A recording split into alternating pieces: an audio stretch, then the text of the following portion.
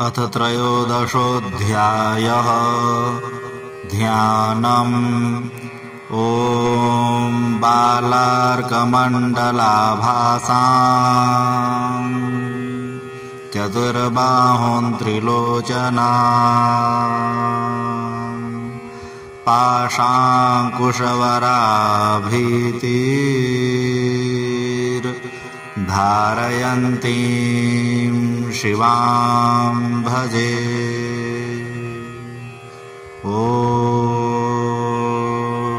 नमश्चण्डिकायै। ॐ ऋषिरुवाच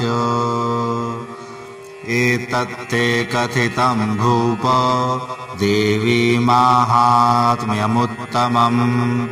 एवं प्रभावा सा देवी ययेदं धार्यते जगत्। विद्या तथैव क्रियते भगवद्विष्णुमायया। तया त्वमेष वैश्यश्च तथैवान्ये विवेकिनः। मोह्यन्ते मोहिताश्चैव मोहमेष्यन्ति चापरे। तामुपैहि महाराज शरणं परमेश्वरीम्। आराधिता सैव नृणां भोगस्वर्गापवर्गदा।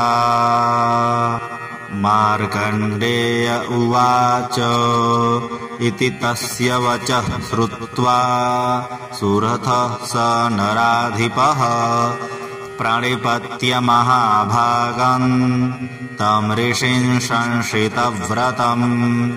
निर्विण्णोति ममत्वेन राज्यापहरणेन च। जगामसद्यस्तपसे स च वैश्यो महामुने। सन्दर्शनार्थमम्बाया नदीपुलिनसंस्थितः। स च वैश्यस्तपस्तेपे देवी सूक्तं परं जपन्। तौ तस्मिन् पुलिने देव्या कृत्वा मूर्तिं महीमयीम्। अर्हणां चक्रतुस्तस्याः पुष्पधूपाग्नितर्पणैः।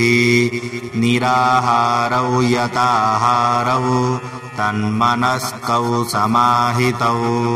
ददतुस्तौ बलिं चैव निजगात्रा सृगुक्षितम्। एवं समाराधयतो स्त्रिभिर्वर्षय्यतात्मनोः। परितुष्टा जगद्धात्री प्रत्यक्षं प्राह चण्डिका।